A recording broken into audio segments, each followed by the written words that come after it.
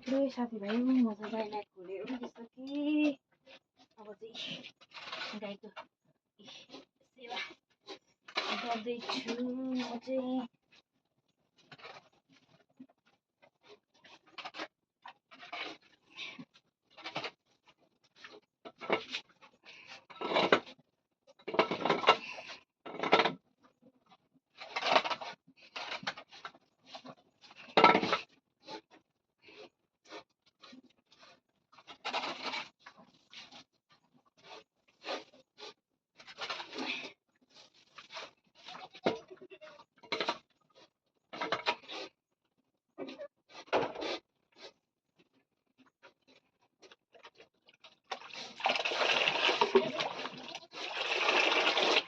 यो चाहिँ बाख्राको लागि खोले सेलाइँदैछु।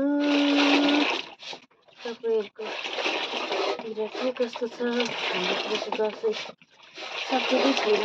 आमा बाबा पनि आज भर्खर आउनु हुँदैछ। हाम्रो चाहिँ मामाबाट त्यही भएर म चाहिँ सबै काम सकिहालौँ भनेर म चाहिँ हतार बिजी काम गर्दैछु है। धन्यवाद। तपाईँहरू पनि आफ्नो धन्दाहरू सक्नुभयो होला है, काम धन्दाहरू।